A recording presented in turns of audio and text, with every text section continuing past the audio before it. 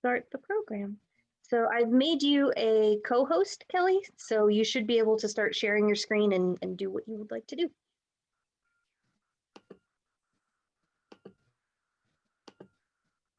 All right then. So I want to thank you for having me today. It's really great. I haven't actually gotten a chance to talk about my first book in a while.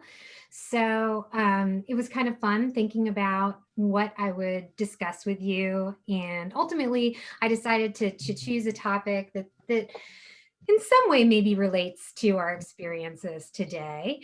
So I want to just kind of give you an overview of the book very briefly.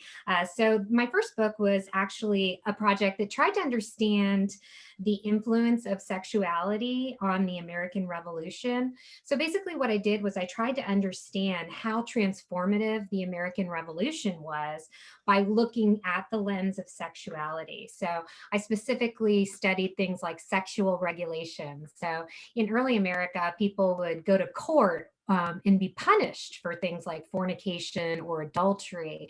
And churches would also even punish people for those perceived sexual sins. And so I wanted to look at any changes that occurred over that time period. And then, of course, I also studied patriarchy, the way that individuals in America conceived of power and had power over individuals like women, African Americans, Native Americans. So I looked at whether or not these controls loosened at all. And one of the portions of this was also about sexual reputation. So in modern America, sometimes people think of women as individuals who are maybe less passionate than men, sexually passionate than men. But in early America, the situation was kind of reversed. People thought of women as actually being more sexually passionate than men.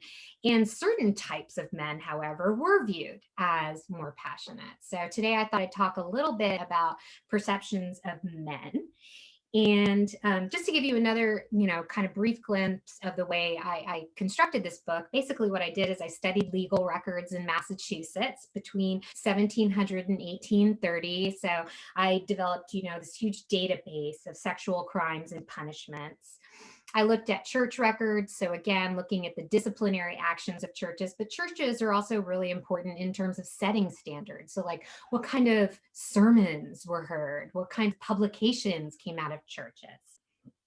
And then, of course, I needed to look at the culture. What was the culture thinking about what was going on? So I examined diaries and letters of early Americans, as well as the literature that they read, which included, of course, novels. Seduction novels were really big in early America. And plays, which were largely kind of forbidden, but they were allowed to have like political protest plays. And then newspapers. Of course, I also looked at government documents and charities, but I won't be talking as much about those two aspects today. Because today, again, I'm going to talk about manliness. And before we kind of dig into today's topic, I want to share with you those conceptions.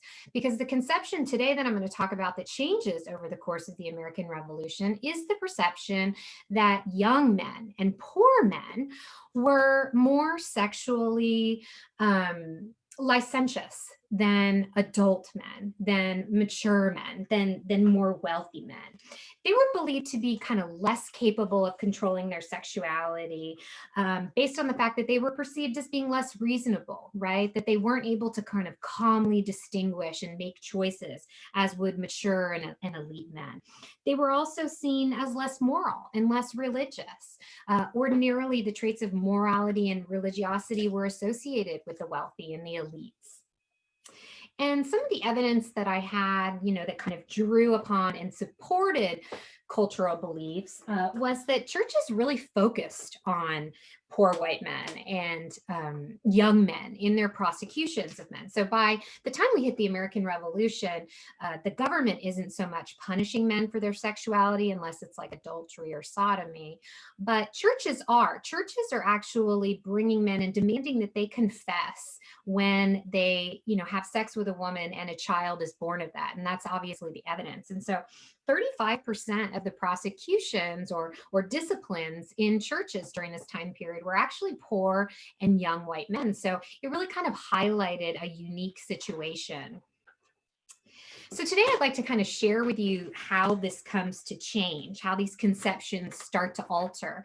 And these conceptions are also ultimately going to kind of democratize manliness. And it leads us to a space where by the 1830s, we're talking about America having, the most enfranchised population in the world, right? With almost all white men being able to vote. And part of that is about taking away the stains that existed on white men's reputation. So the Revolutionary War and the protests that come before it are really critical in the way that manliness is reconfigured. And it's really interesting because what we see happening is that, besmirching the character of another person is a kind of time-honored tool in political protests like we know today, and in general in propaganda, right? So by besmirching the character of someone else, you naturally kind of make yourself seem better. And that's what we see happening during the American Revolution. We see patriots and loyalists combating against each other and claiming that one is the foe, one has less sexual morality and reasoning power than the other. And the same thing happens between the English and Americans. American men claim that they're more virtuous and that they protect and defend women, as opposed to the British, who are kind of awful to women. And then we also see alliances emerge during the American Revolution between Native Americans and the British and African Americans and the British. And Americans, in order to defend their own reputation, besmirch the reputations of those men, right? So using all of these sexual characteristic and ideas about manliness are part of the growth of the imperial crisis. It's part of the way that people come to delineate what their side is and what makes their side more virtuous than the other. I'd like to start off today with a key moment in the American Revolution, which is the occupation of Boston. So prior to the occupation of Boston, as many of you may recall, there were those momentous protests in 1765 from the Stamp Act. And then things got a little bit more heated after Samuel Adams sort of riled people up with the Townshend Acts in 1767. Boston's streets had become such scenes of protest that Massachusetts Governor Francis Bernard actually called upon the British to send military force to Boston to what he saw as to police and control the population there, to bring these protests down, to start and create law and order, as we might say today. So he does this, and I wanted to share with you these two images, which I think show Boston as this like idyllic space. You can see here, it's kind of this small town atmosphere. There's 15,000 individuals inhabiting Boston at this point. And what Paul Revere's image here shows you, and it may look kind of idyllic in this point, is these 15 ships I'm sorry, 8 British warships that are going to cruise into Boston Harbor and dramatically alter what life looks like. This close-up of the image gives you a sense of what it was actually like. Look at all these men in their red coats, right? By the time the British actually begin occupying Boston, they're going to represent 1 out of every 3 men there. And think about what we know about the British military during this time period. These are ordinary, common British men. These are poor men. These are young men. These are the kind of men that American men fear having around their women. And so what we begin to see almost immediately after the occupation of Boston is a concerted effort on the part of Bostonians to characterize the British as unruly, unmanly, and in part this relates to their understanding of the way the British treat women when they're there. Very quickly after the occupation of Boston, a group of emerging patriots, it's a little early to call them patriots in 1768, but Samuel Adams was a bit more before others in kind of wanting to break from Britain. And they create a newspaper series called the Journal of the Times. And the Journal of the Times is basically meant to inform other Americans about what's going on the ground in Boston during this time period. And what they lay out are kind of a train of abuses that are both sexual and not sexual in nature. And one of the recurring themes that you see in the Journal of the Times is the idea that British men are assaulting women on a daily basis almost, right? That no matter what this woman looks like, her age, whatever, if she's passing by a British man, she may be subject to abuse, to assault, to a seduction, and that these British men were consorting with prostitutes. The Journal of the Times, the series that's written, is actually printed in American newspapers across the country. And it becomes a huge evidence base for Americans to try and understand what's actually happening in Boston, which is a hot zone of the American Revolution. And so just to give you a sense of one of the articles that written, I thought I'd share with you this piece that comes out in July 31st, 1769, in which it's written that a British soldier promised and pretended to marry a young woman in order to seduce her. The writer of this particular piece blamed the British and the government for being, quote, the authors of those scenes of public and private distress. Bostonians professed that they actually saw an increase in prostitution after the British arrived. And they blamed part of that on these women that they claim were seduced, promised marriage, and then lost their virtue to these British soldiers. Of course, we don't really have proof of this kind of stuff, right? This is a little bit difficult for us to imagine. What's not hard to imagine, of course, is that numbers of women would come to Boston in order to get economic gain, and that economic gain did likely come from selling sex, as we know from military history across the world, that the thing most quickly following these troops were, women in camps, and some of these women were prostitutes.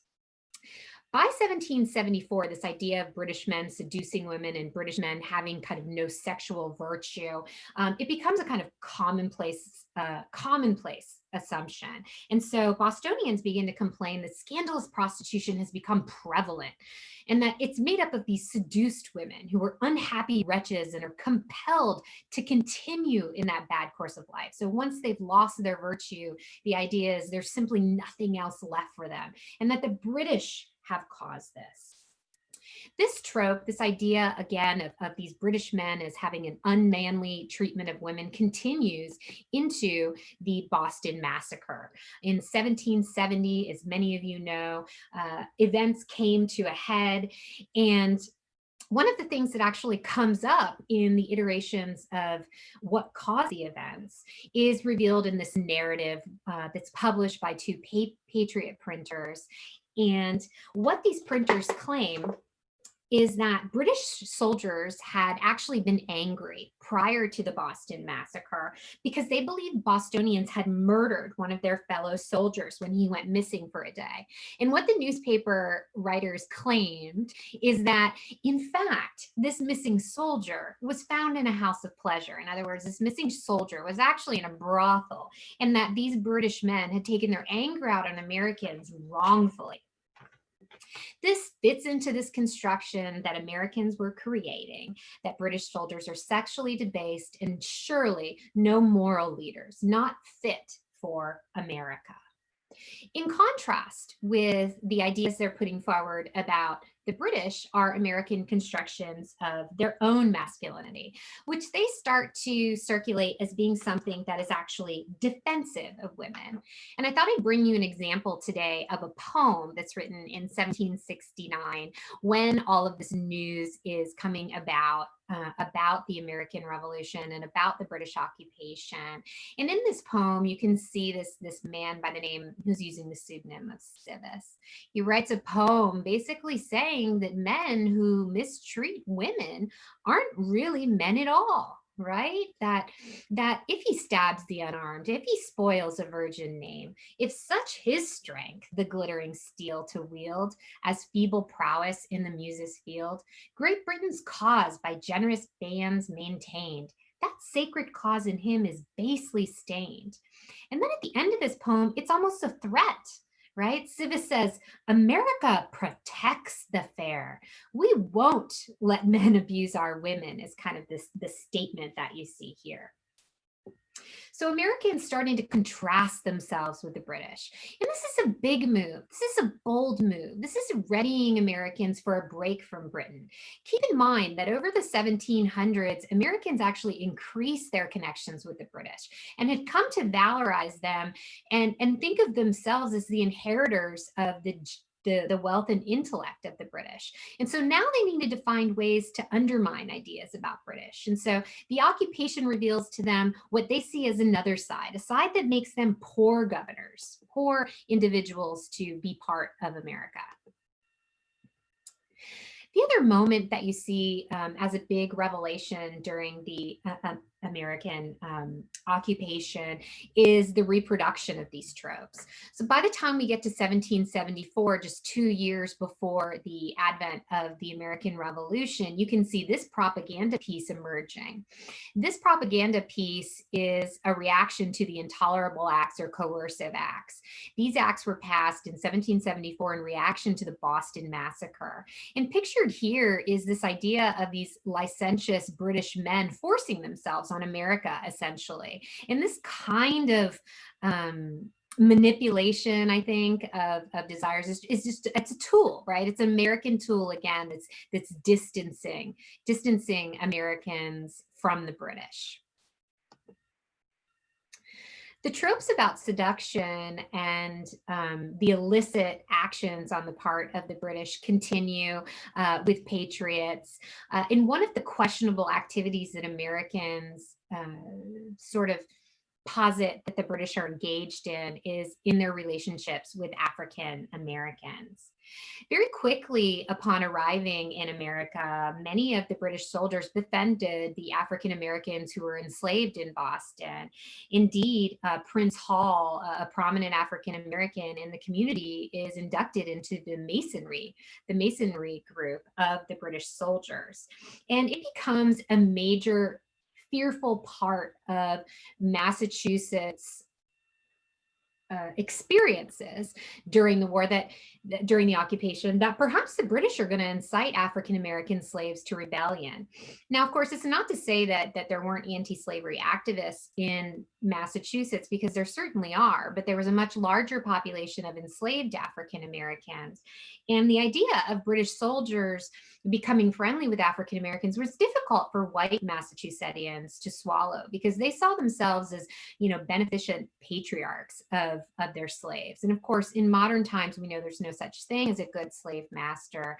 But during the time period, certainly New Englanders envisioned themselves that way.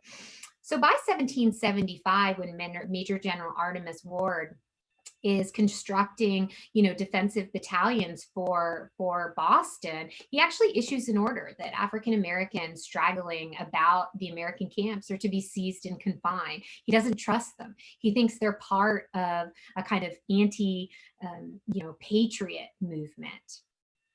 And we see the sexual tropes emerge when we start looking at other ways that they talk about these alliances between the British and Americans. One of the great popular ways in early America to get someone on your side is to create a song, right? You put it to a tune, and when you make that tune, people will remember it and they'll listen to it.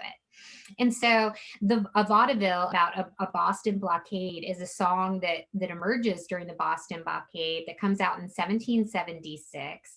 And it tells what it's like from the perspective of various individuals in Boston. And white Bostonians are still kind of grappling with, what do these relationships between African Americans and whites mean? And one of the things that they do is they kind of sexualize the relationship. So as you can see, the third person that speaks in the song is an African American woman who's pejoratively given the name of Fan Fan.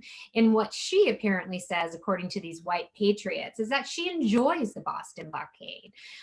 She enjoys it because these British soldiers think she's a sweet, pretty girl in the dark, and thus merrily runs on the world with Fan Fan. I eat good salt pork and I get kissed by white man. Egad, I know tired of the Boston blockade. So we're demeaning this relationship, this very well-reasoned and earnest relationship that develops between African Americans and British for their own, calm motives by sexualizing it, by kind of debasing it. And this is a way for Americans to grapple with, their own conflicted views on slavery. Keep in mind, Boston, Massachusetts is one of those areas that's actually going to end up ending slavery after the American Revolution. So they clearly had qualms with the institution going into the American Revolution. Native American alliances, similarly characterized. By the time the Spanish declare war on the British in 1778, they say that the alliance between the British and the Native Americans revealed all the seduction of the English, right? Claiming in essence that, Native Americans didn't calmly reason their alliance with the British. And they certainly did. They held many war councils on who they were going to join sides with. But, debasing the alliance, trying to claim that it's not calmly reasoned, is a way that individuals try and besmirch these alliances rather than, give our foes the respect perhaps that they should get. By the time we hit 1776, these tropes are pretty well crystallized. These ideas of British men as debauched, and that the alliances between Native Americans and African Americans and the British, in so much as they did exist, that they're problematic. And so in Boston, one man is calling for, independence from Britain as early as 1775 and saying, how could they do this to us? They've ravaged our frontiers and leaving us, defenseless.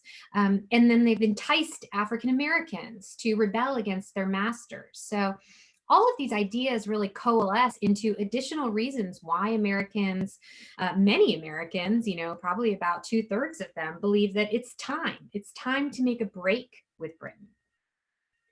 But of course, there was, the besmirching of the British, right? The occupation, and of course, trying to grapple with why African Americans and Native Americans might ally with the British over them. But there's a lot of grievances against the Patriots themselves too. Keep in mind that, all of these riots and protests of American men were seen as unseemly, so much so, keeping in mind that Governor Bernard in 1768 is saying, please send troops to help me police my streets. And a lot of the protests and rabble rousing that was occurring prior to the occupation, and it continued very much so onward, was blamed on the poor, was blamed on the lower class. It was seen as indicative of the kinds of traits that you would expect of, quote, that type of man, right? And a lot of this does depend on ideas about what a lower class, what a young man is supposed to act like. So in 1772, one loyalist by the name of James Herbert writes to a newspaper and basically says, we have got to stop. We have got to stop with the protests. We have to be more calm, and we have to be more reasoned. But he also draws on, again, those sexual tropes to kind of undermine the cause of the Patriots. He writes that the Sons of Liberty are actually a fraternity of such libertines who practice the frantic reveling of the Bacchanalians, representing such as are Maniacus and Coitus. So referring to them as libertines and Bacchanalians, basically what Herbert's suggesting is that patriots are drinking to excess, they're engaged in illicit sexual behavior, and that they're seeking ecstasy over reason and morality. And what he demanded was that the, quote, wise and prudent stop the excrescences of passion, to be watchful and jealous, and by moderation to acquire or increase that coolness of temper and desires, which is the great principle of virtue. So what he's calling on is elite men, older men, mature men to calm the passions of the young, stop what are seen as these exorbitant protests, and bring America to a different place, right? To end the riotous incidents that were occurring in the streets. Well, this leaves patriots in a difficult spot, particularly as we move closer to a declaration of war. How is America, how are patriots to claim they need independence if it's seemingly led by the rabble, right? By the poor. And so Americans are going to need to start defending the individuals who are taking part in these protests, normalizing them, suggesting that this is actually manly behavior, not debased behavior. This is calmly reasoned behavior. It's dispassionate behavior. And so these defenses emerge rather quickly, claiming that the poor and the young and other individuals who take part are actually quite manly. In fact, these men have uncorrupted integrity and manly hardihood, right? That these men have not yet been corrupted by venality or debauched by luxury, as we would commonly associate the British, right? And that they're prudent and that they're temperate, that they're simple. These are American men, right? By the time we get through the American Revolution, new ideas about masculinity and even manliness emerge, that men, regardless of class, regardless of age, those men who engage in politics for the preservation of liberty, those are manly men. These are highly qualified individuals, men who live simply, not men who engage in luxury or excess. You know, think here of George Washington. He always dressed appropriately, not extravagantly, right? That you lived simply and you showed yourself off well. Men who attended to religious and moral obligations, and people who protected women's chastity. Those were the right kind of men, and those were American men. And American men were different, they argued, from British men. These are important turns in American history, that will lead up towards a more democratized manliness, one in which all men are eventually going to be given the right to vote, in contrast with the rest of the world. And it's important too, because Americans did need to create an alternative identity for themselves, one that wasn't so steeped in British ideals, but became uniquely American ideals. So I wanted to share with you these aspects of my book. These are more based on reputations and readings than kind of the criminal and court records, but I'm happy to answer any questions you have about any aspect of the book. And I'll go ahead and stop sharing my PowerPoint. There you go. Happy to take any questions.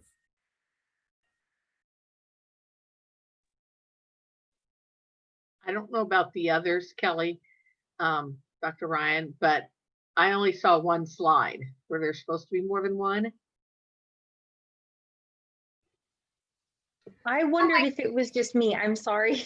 I should have stopped you, or I should have jumped in earlier. Oh no, well, that's just terrible. I hate to hear that. Oh my goodness. So can we try that again and just go through them a little bit? Yes, I would love to. Can you, what do you see now? Okay, I see regulating passion, and then to the left, I see your slide options. So, okay, do you see this now?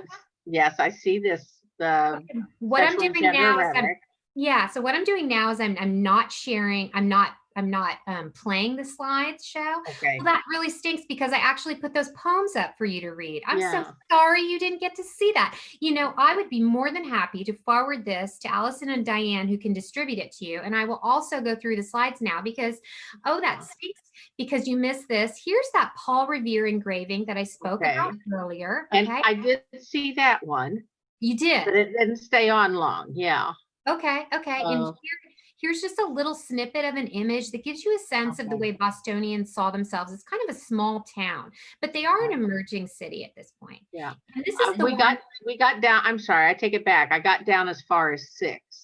Okay. Okay. I don't know if the others did or not. Okay. Here's the Boston Massacre slide. All righty. And here's that narrative where they told us about the brothel. Right. and here is that poem that I showed you earlier. And again, I'm happy to give you this. And the image that's pictured here, since we're taking a moment to look at the slides, this is actually a funny image to include here. This is actually British propaganda about American women that was kind of claiming American women who were patriots were debased. But I thought it was kind of a fun picture to include with this poem, which is actually defending American manliness, because you can see these men leaning in on these women. But this is actually British propaganda against Americans. And then this is the image that's very popular that Americans use to try and contest the intolerable act, the coercive acts. It's really a striking image, I think, and it was just a very powerful image. One of the things you can kind of see is the intolerable acts are made up of 5 bills, and you can see in the background that Boston is surrounded, and they have the names of the other bills, like the Boston Port Bill, around it. And then let me see if I can get you to the next one.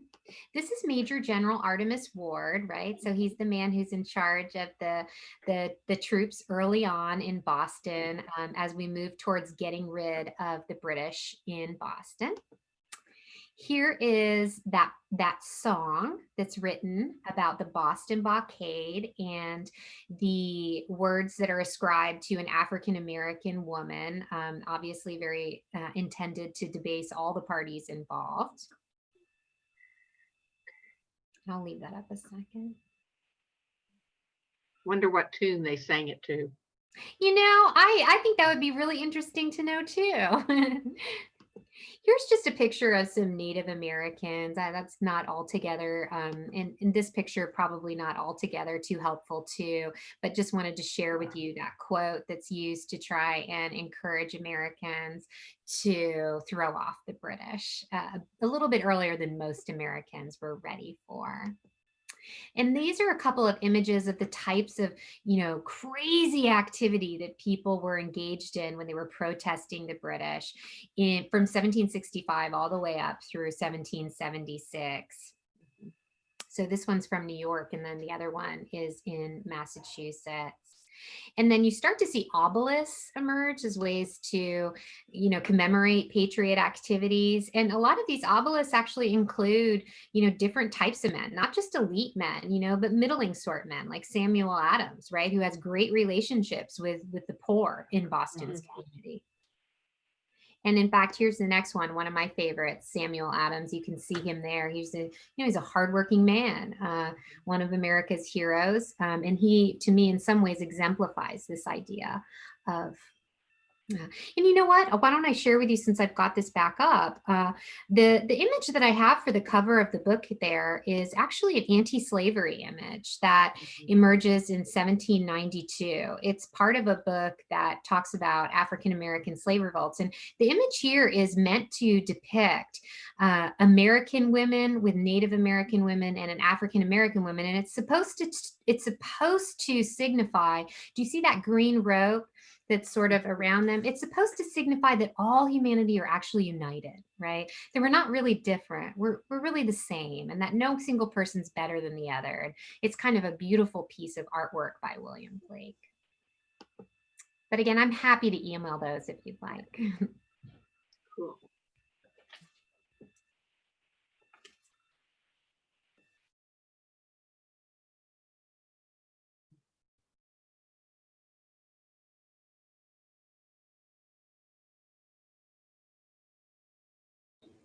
I want to thank all those who came, and I want to thank you, Dr. Ryan. Yeah, I'm trying to come up with some intelligent questions, and I don't really have anything right now. You don't have to have a single question in the world, right? There's no need whatsoever. I'm sure it's overwhelming. I was thinking a lot about what's been happening in America and the way we talk about each other and the way that we talk about protests and stuff. And I just liked thinking about this piece in fresh ways. The book is about so many things, but it was interesting to think back on this particular aspect of it. And, of course, when I was pulling this together, I didn't necessarily think we'd still be figuring out the election, though it wouldn't have taken a genius to figure that out. But it's just kind of interesting. Yeah. I wondered if there were, in fact, any British troops prosecuted in Boston for any sort of abuse of Bostonian women, and if so, how that got used in the press. That's patriotic press. Yeah. That's a really good question, because one of the things that's really shocking about all those Journal of the Times reports, which are really, they're so frequent, is that you literally never see a prosecution of a British soldier. I think a great deal of this was just kind of made up. I mean, I really do. I think a great deal of it was just kind of made up. And I'm not saying that the British didn't consort with women or didn't have prostitutes. I certainly don't believe that. I'm sure they did. I just, there weren't prosecutions of it. Now, there were prosecutions of British men for trying to incite a slave rebellion. There were 2 cases that emerged. They didn't go anywhere, but they did try and prosecute a couple of the soldiers for that. I did find those indictments. There's a third group. You had the British and the Revolutionary Americans, but you had the Tories. Mhm. And I don't know how they fed into this, whether they were less than manly. As it went on, I'm sure it was ugly. It It was a sure civil was. war. It Yeah. sure was. And Boston being the way it was, they didn't allow room for neutrality, like you would be able to be neutral in some areas, but Boston in particular and Massachusetts in general was such a hot zone that people like John Herbert, they had to flee. I mean, they couldn't even stay in Massachusetts. It wasn't safe for them. So they had to flee. In fact, one of the major judges in Massachusetts during this time flees to South Carolina and later becomes a judge there because he feels so unsafe. And there's a goodly number of individuals who don't feel that they're ready to kind of declare independence, but they mostly try and keep quiet. After 1776, it's not really safe for them to even use their voices anymore. They have to kind of be quiet about their political loyalties if they're not with the Patriots. In doing your resources, did you mostly use online or did you actually go to Boston and Massachusetts? And Yeah, I did. So I got my master's degree at Boston College. And so I had some nice resources there in terms of like friendships. And what I'm talking about here is sleeping on people's couches. And so when I was working on my dissertation I went to University of Maryland for my PhD. And I had decided on my topic. I originally thought I'd write about Reconstruction South, but I ended up looking kind of at the same issues during the American Revolution. And so what I did is I had a couple fellowships. So Massachusetts Historical Society gave me a fellowship, which was great because then I could have my own apartment for a month when I went through those records. But mostly what I did is I went up there, I rented a place for 3 months over the summer, and I went through all the legal records, and then I'd go back up for a month and, kind of process everything and create databases so I could, come up with tabulations. But it took a very long time. I will be honest with you. I went to University of Maryland in 1999 and I didn't earn my PhD until 2006. So it was a pretty long research process and it involved a lot of archives.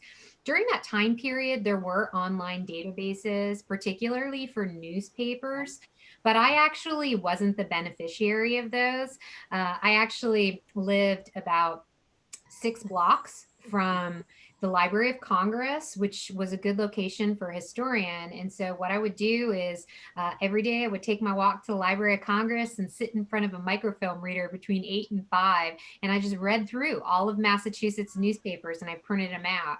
And that's not something modern historians do, but I will tell you that I found that to be so formative. I just felt like I get these people. Like I read the Patriot newspapers, I read the Loyalist newspapers, until 1776 when they had to be quiet.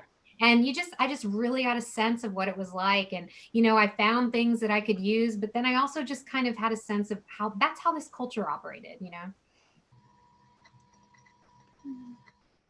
Where are the databases that you created now? Are they at a library? They're on my computer in an Excel spreadsheet. So I have a database of sexual crimes in Massachusetts from largely from about 1700 to 1830. I actually, there are people who, like yourselves, are interested in genealogy and they do searches of their ancestor's name and they might find a story or two about their ancestor in my book. And it's such a treat. I haven't had one in a while, but they'll be like, do you have any records on, so-and-so during this time that you can give me information on? And so I'll just kind of cut and paste it into something for them.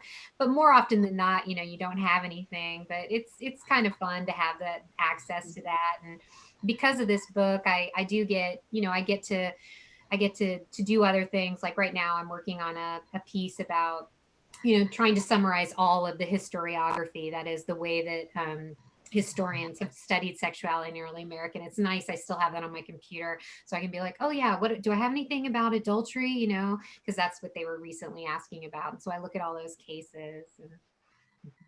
That's the first thing I do with a book is about it. Any place I've been or my family has been is pick it up and go through the index and look for anybody in my family and see what they've done wrong. And I just wondered if you had any Boston area roots. I don't. Wow. I don't. But you know what? I'm a military brat, and so I moved just, oh my gosh, so much when I was young. And so I think it just makes you a little adventurous, having that kind of experience. But yeah, no Bostoners. My sister actually just this summer did move just outside Lexington. So I haven't been up to visit her yet, but I'm eager to get back. I really enjoy Massachusetts. And in my second book, I actually went back and looked at a lot of the archives again on some other topics.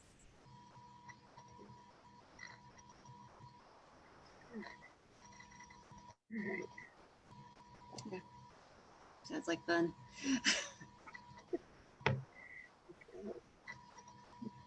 Anybody else have any questions? Well, thank you for having me. It was a real pleasure. Real pleasure. Yes, Yeah, thank you for coming. Yeah. Thank you for speaking to us. It was very informative, and I'm sorry I didn't mention the PowerPoint thing when I noticed it earlier. I don't mind at all. I'd be happy to email it to you tomorrow morning. That would be great. And I think you had mentioned something about there's a 30% off coupon code for your book.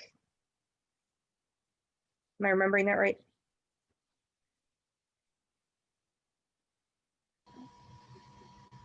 Kelly's lost her sound, it looks like. Uh-oh. There you go. Yeah, my publisher did give me that, so I thought I'd share that with you in case you. I think it might only be an ebook right now. I can't really recall, but yeah, she gave me that 30 off for you guys, so that was kind of fun. Thank you again. Have a good rest. Yes, thank you all for coming tonight, and we will send out the link to this recording, and once I actually get it uploaded somewhere, and let everybody know what our topic will be for December. Have a great evening. Thank you. Thanks, everybody.